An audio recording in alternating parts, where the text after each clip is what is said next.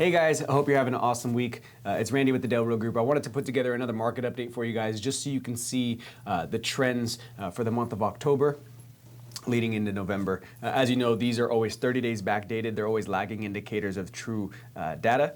Every single month they provide a new one, but it's always 30 days back. So what we're gonna look at is for the month of December.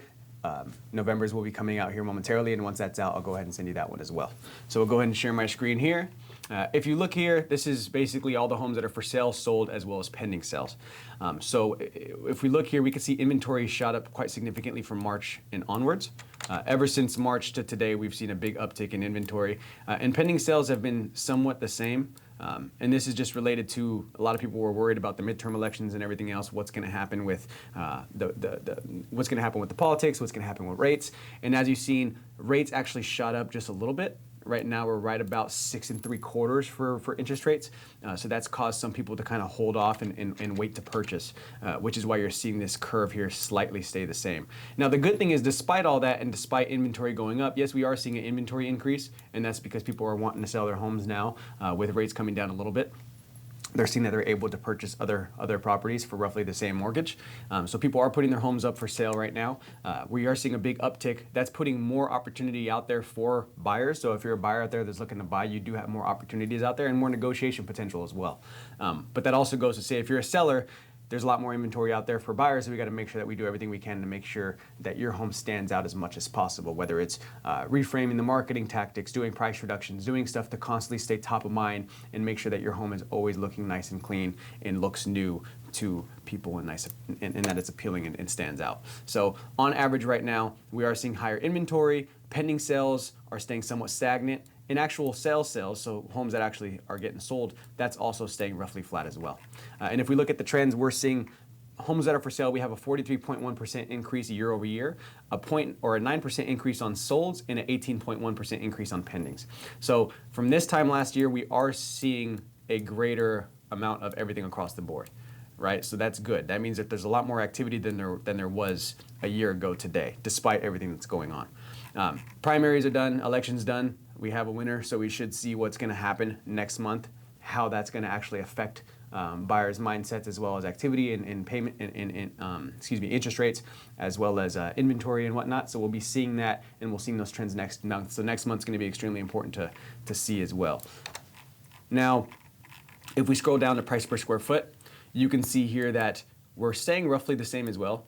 We do have quite a good amount of equity, so 4.2% equity year over year, despite the inventory increase and everything else. Usually when you have an inventory increase but the pending stay the same, people usually dictate and believe that the prices are going to dwindle down. We're not seeing that. We're actually seeing prices come up. So even despite that, we are seeing prices come up here in the last 30 days, 3.1%. Month over month, 4.2% equity year over year. So we are seeing quite a good amount of activity on the price side, and people aren't losing value on their homes right now, despite inventory being high and pending sales staying the same and interest rates coming up a little bit. This right here pertains to days on market.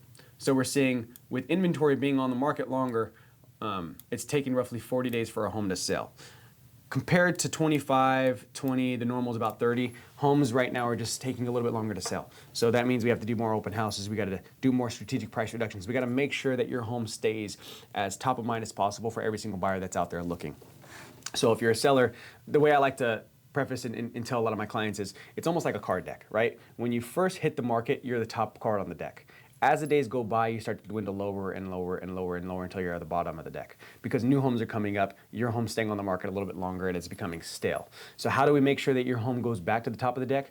Price reductions, changing photos, reformatting the marketing, changing property descriptions, doing things to keep your home constantly changing online and on the presence, and just making it where there's mass action, max activity on your current listing to keep that up and keep that proximity there so that you constantly stay afloat on the top of the deck as much as possible. And then if that doesn't work and we can't keep that up to date, then we do something called a reset of days on market, where we pull it off the market, do a price reduction, put it back on market. It looks like a brand new listing with a new price. So there's a couple different strategies if you're selling to make sure that this 40 days doesn't turn into 60 days or 80 days, right? Because we don't want that to happen. And a lot of it comes down to price, and a lot of it comes down to positioning your home to make it look as good as possible against all the other competition that's out there. So that right there is the trends for October in a nutshell for you, just kind of breaking everything down. I'll go ahead and put together the one for November as soon as it comes up. You guys will receive that next month. And if you guys have any questions at all, or want to get if you just have a question, or you're not certain about what's going on in the market, or you want to come up with a game plan on what's going to make sense for you and your family, feel free to reach out to me via text, call, or email. I'm more than happy to get on a call and come up with a strategy for you. I do have a lot of clients that are waiting for the new year to put their home on the market, and they're kind of doing some small upgrades to see what's going to make sense. Some people are doing some renovations on their things in small dollar amounts that aren't going to be too costly. That way, when they do hit the market, it does look very appealing and it does stand out. So there are some strategies that we have that we can help you with. If you're a buyer, now is a great time to buy. Interest rates are high, but we are seeing some great negotiation potential, especially for homes that are surpassing the 40 days on market. Some sellers still need to sell. They need to sell to market. People still have lives that they need to live.